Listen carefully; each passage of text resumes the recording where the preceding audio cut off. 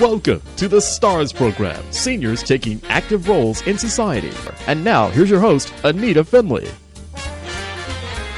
It's the Elvis in my life, because the other Elvis is not in my life now. But Memories of Elvis is of course being done by none other than Chris MacDonald. And Chris MacDonald is so well known all over the country. And we're so lucky.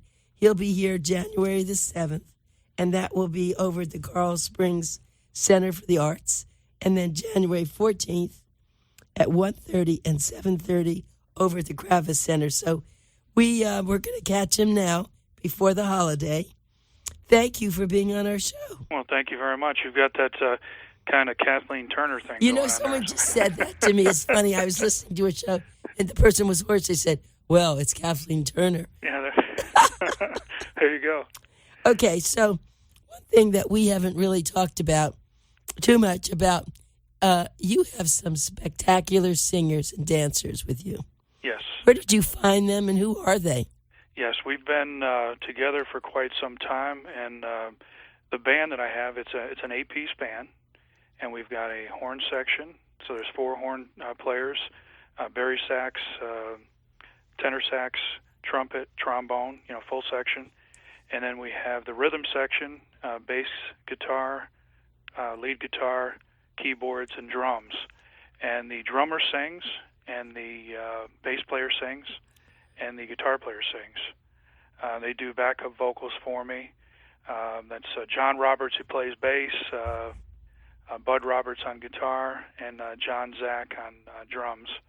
And they cover the harmony vocals, and basically makes it the 4-part sound, 4-part harmony with the lead and then the 3 vocalists. So it's a full sound. Plus the horn section itself really gives you that. When we get to the intense songs with the Vegas years and some of those big numbers, the big ballads like My Way and The Wonder of You and beautiful songs like that, the horn section really kicks in and makes it a full show. When Elvis first started singing, though, I don't recall, was it just him and his guitar, or what did he have? Yeah, that's what we do first. So we tell the whole story. It's kind of like the story from the shy, humble country boy to the king of rock and roll. So we start off in the early 50s, and we do the early music, All Shook Up, Heartbreak Hotel, Blue Suede Shoes, That's Right Mama, and that was done with a much smaller band. We do the 4-piece band, the rhythm section, and he actually started with basically himself playing rhythm guitar. Scotty Moore played lead, and then Bill Black was on bass, and then they added DJ Fontana on drums. We've done quite a few shows with DJ too. And that's how we start off the show. The early years covers that material with the rock and roll, that kind of the rhythm section part of it. And as we move into the movies, some of those songs in the movies also had a horn section in them, and different instruments, like the songs like Can't Help Falling in Love, beautiful song, from the movie Blue Hawaii. So we move into that, and of course Viva Las Vegas, and the larger arrangements and everything that he had in the movies. And then we do that black leather 68 comeback, and we wore that black leather outfit after doing all those movies. He wanted to get back into music, and he wanted to show the world he could rock and roll, and they taped a live session in the Round, which they showed on television, and it just really showed that he was still viable and still strong and still the king of rock and roll. So we do that part of the show too, and we do the kind of that similar thing in the Round, where we play a couple songs in that old style, like Baby What You Want Me to Do or Lawdy Miss Claudie, and it really comes across nice. And then we take a little break, let people go out and do what they need to do and get some drinks or whatever, and come back in.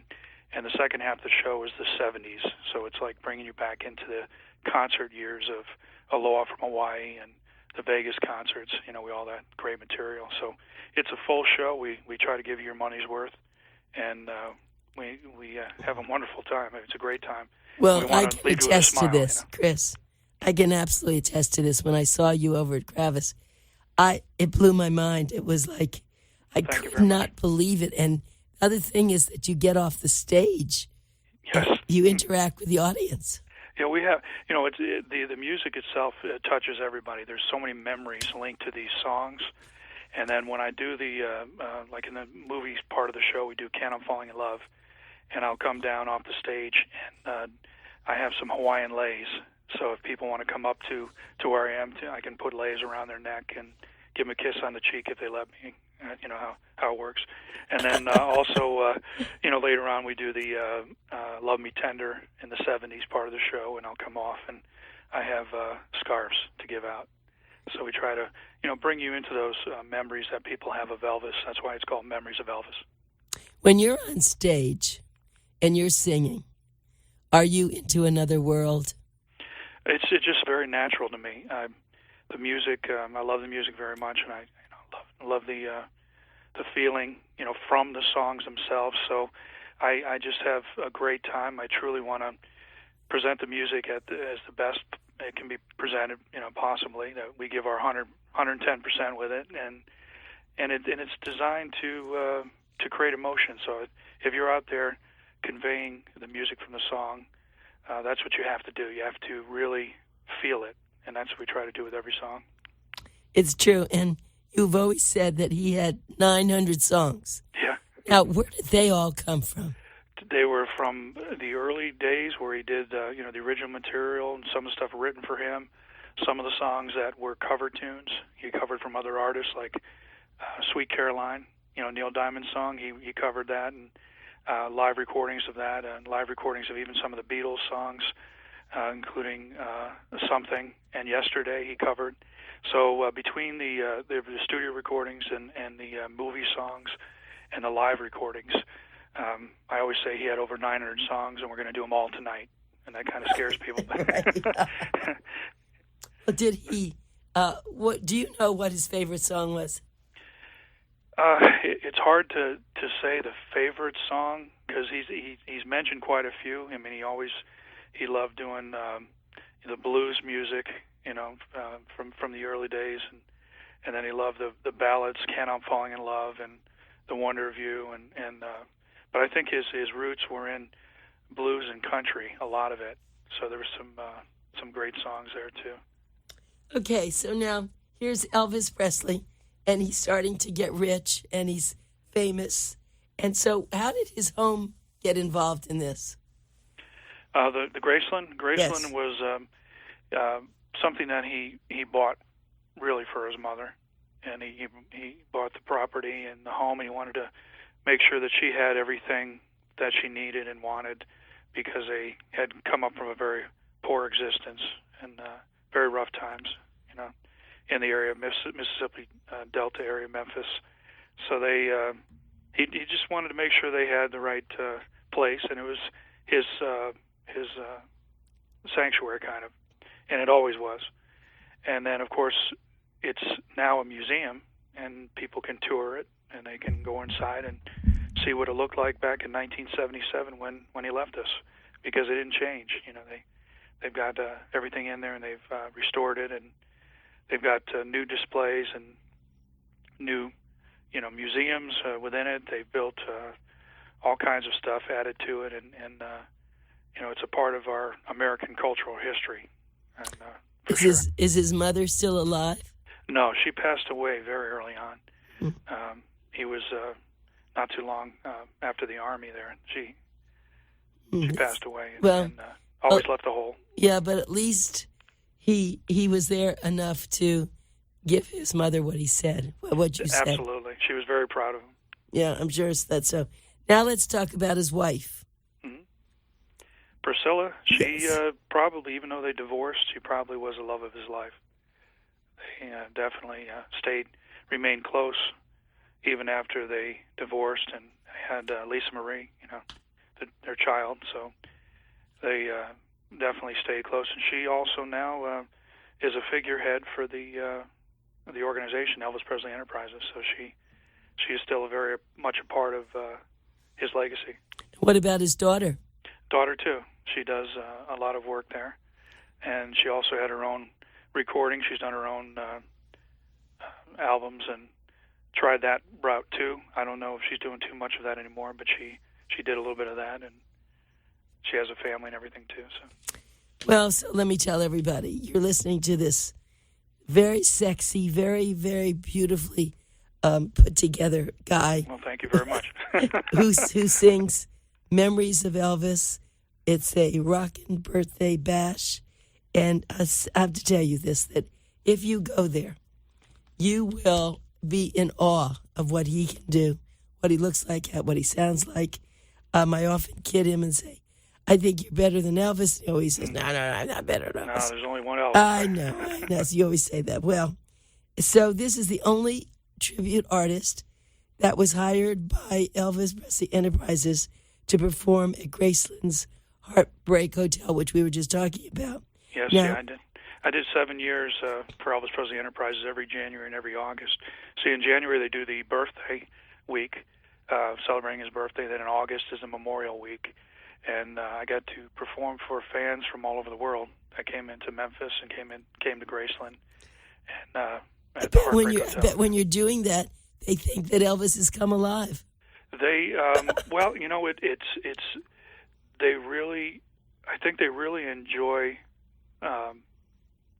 seeing authenticity and the fact that you really care about the music and want to have fun. I mean, that's what they're looking for. They're Elvis fans.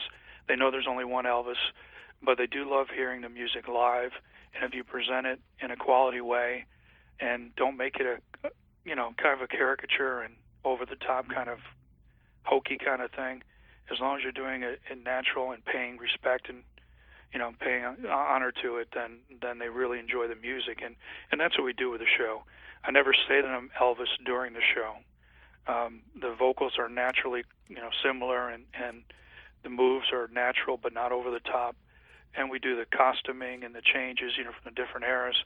But I always also add some kind of historical perspective. You know, I say, well, when Elvis did this song, they used to cut him off at the waist on the Ed Sullivan Show. You know, we talk about the history of the music and references to what Elvis did. I never say that I did it. I never say I'm Elvis on stage. It's all about his legacy, and it's all about sharing those memories with everybody, because everybody has memories of Elvis. You know, that's true. It's a part of the music. It's a part of the history, and the whole goal is, you know, what's that phrase? People will forget what you do, they'll forget what you say, but they never forget the way you make them feel. That's true, boy. That's a wonderful saying. Yeah, and that's what we try to do. Make you feel good. I want everyone to talk about buying your tickets. So let's see. If you want to go January the 7th, which is an 8 p.m. show at the Coral Spings Center for the Arts, the way you'll do that is you'll call 954-344-5990. I'll repeat that. Write this down. You know it's Pencil Talk Radio. 954-344-5900. And if 5990. When I do 5990. Sorry. Let's do that again. Sure. 954-344-5990. And that's in Coral Springs. Now, if you can't get to that one, or maybe you want to go to another one, January 14th at 1:30, which is a matinee, yes. or 7:30 at the Kravis Center. And that's, 561-832-7460. I saw him up at Kravis Center, which is actually the Rinker Playhouse there at Kravis Center. Right. It's great. The parking's easy to get to and all. And so if you're either in West Palm or you're down in Broward, you have two choices to do that. How early do you get to the performances before you have to go? Oh, we get there quite a few hours before, probably usually 3 or 4 hours before, at a minimum, to do the setup of the stage. We do a sound check. We get the lighting cues, you know, all the stuff that you would do to get everything going for the show. And we may do a rehearsal or whatever beforehand. So it's an all-day experience. And then, of course, the show itself, the first half of the show is about an hour. You know, that gets the 50s, the movies, the 68 Black Leather Comeback, and that's the first half. And then we take an intermission, and then the second half is about an hour. And that's with the 1970s concert years, you know, the big songs, and C.C. Rider and Suspicious Minds, Burning Love, and My Way, and American Trilogy, and whatever else we can fit in there, Sweet Caroline, some of those cover songs too that he did. And it's a full show, and we want you to leave getting your money's worth and leave with a big smile on your face, having a great time. You will. How many outfits do you have? First of all, how many outfits? I know that you change a few times, but Yep. How many coats of that one white coat or the black? Oh, I've got a bunch. Yeah, I've got probably 5 or 6 of each one of those, and even more. Sometimes I have different colored 50s jackets too. A royal blue or a white or red and black or black and white, and all kinds of to mix with the black and white shoes, that 50s style, and the black leather outfits. I got to have a few of those because those are warm, and also they don't they're not as flexible as most material. So you got to be careful when you're moving around. Sometimes I have to split my pants or something. Yeah, that's true. And the audience would love that. It's happened. Has it? It's interesting. It's interesting recovery with that one. And then the 70s outfits too. I have different the white fringe, so different color beads and that kind of stuff. So we have a few of those. Okay, so when you, I guess, as you grow older, people tend to change their weight or they change their frame. How do you do a lot of exercise? How do you stay the way you look? Yeah, I definitely feel that it's a very physical show because we're actually doing, all of the story, not just one particular story. So I want to be able to jump around during that 50 stuff and move and stuff and have a good time with it. So I try to keep the weight about the same, and I'm 6'3", which helps when you're a little bit taller. So you can spread the weight out a little bit. But I do a lot of cardio and a lot of weights, the spin bike especially, that kind of stuff. That it's pretty intense training, and that works for getting in shape. And then the shows themselves, when you have runs of the shows, that kind of keeps you with a lot of cardio too. By the end of the show, I probably lost 5 to 10 pounds after each show. Oh my God! Just water, Amazing. basically. Amazing. Right. And how tall was Elvis?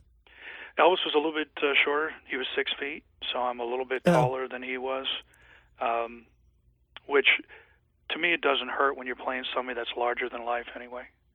Right. Well, and then you'll start shrinking as you grow older anyway. Hey, I hope not. So you'll be perfect. But I know that Elvis certainly, would be very happy to see your invitation, because I've told you before that I've been on cruises where they have a lot of the Elvises come. Sure. And not only don't they look like you, they don't sound like you. Well, thank you. I'm just happy to be able to do what I do, and every moment that I step on stage is a gift to me because I truly enjoy it. So we want to try to make people share those memories of Elvis and keep the memory alive. And again, it's all about enjoying the music and the memories. That's what the whole thing is about.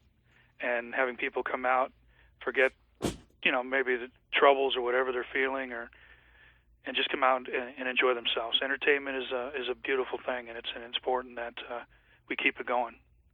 And when I was at the show, it was amazing to see so many people of different ages. It wasn't just older people or younger people. It was mixed. It's a family thing. I think it is generational, multi-generational. The music, my mom got me into this music as a little kid. She used to, play the music, and she'd sit me down in front of a TV set as a little kid, and we'd watch, scary movies, beach movies. We'd watch, the reruns of all those movies out there. And the Elvis movies would come on, and he'd beat up the bad guy. He'd win the race, and he had all these beautiful women chasing him in bikinis. And even as a little kid, you recognize this guy's cool. Right. That's not a bad gig, Right. And I think that's what's happened too. The movies are still out there. He's actually referenced in even cartoons. He's referenced in commercials. And there was a movie cartoon out a while back, Lilo and Stitch, a few years back, and they had Elvis music in the movie. And Disney does that a lot. Disney will go ahead and throw Elvis songs into a bunch of their movies. And then, of course, Ocean's 11, that movie that was out through the remake, that had Elvis music in it. So, and then you'll see a TV commercial or two. So I think it's something where it's exposure to all kinds of people and all kinds of ages, and people get it. It's an American rock and roll icon, and that's what he is. Has Disney ever invited you to do this? Disney, I've worked some. Actually, I did the opening, a local opening of that Lilo and Stitch at a theater that was in for MovieCo. When MovieCo was around, there's a big theater, so I actually did the opening for that movie, which had the Elvis music in it. I would assume that would be the natural, because people really want to see someone live, not just on screen. Oh yeah, it works out great with promotion. We've done a lot of work too with the Hard Rock. We did the Hard Rock Live when it opened up, Seminole Hard Rock Live. We did that with the Jordanaires, Elvis's original backup group, and DJ Fontana, and we had a big show there when that opened up. We've done quite a bit with the Seminole Hard Rock, and also in Tampa, and we appreciate working with them too, and we really do. Well, you're natural.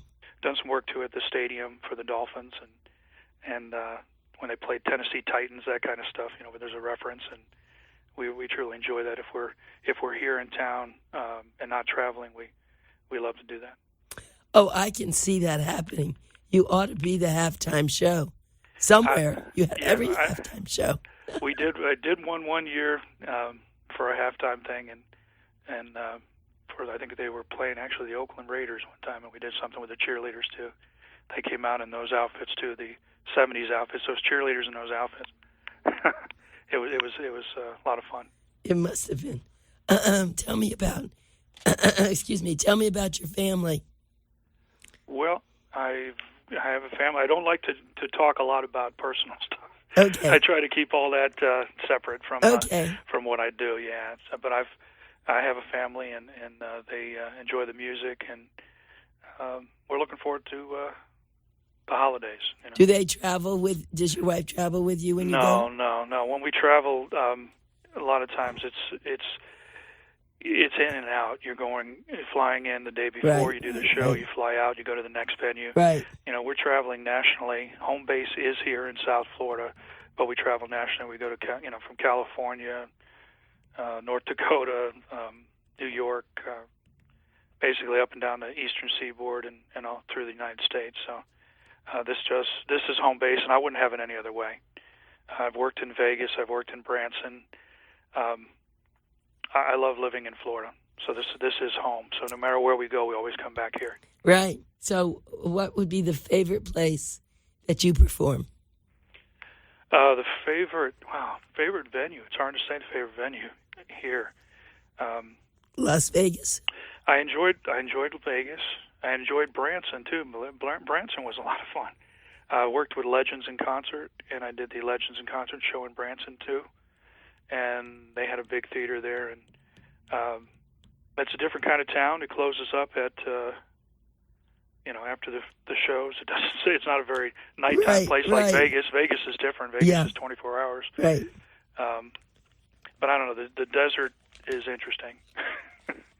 Vegas is an interesting animal. Of course it is, but of course there you're competing with a lot of other huge. There's all kinds celebrities, of stuff. right? Yeah, there's all kinds of stuff going on, and it's a different kind of world. But it's nice to come home. Florida's a good place for us. So now that you mentioned about the scarves that you give away, I mean, I know the leis can't be that expensive, but the scarves, that must be a big part of your budget. They are giveaways, and then we do sell some at the table too. But I give out the leis, the scarves, sometimes teddy bears. So we end up spending some money there. Yeah, you do. Why do you give out teddy bears? Teddy bears we give out during the song Teddy Bear. So I forgot that. Yeah. If we end up doing Teddy Bear, we'll throw those out. It never stops. It just never stops, does it? So anyway, you really have. I guess you're pretty rare in this entertainment field because there are people who impersonate, and you don't, but impersonate people. But to do what you do, you're really not an impersonator. You call yourself a tribute singer, right? It's a tribute artist, yeah. The impersonators, when you're doing the impersonation, a lot of times they'll go ahead and they're in character and they kind of overdo the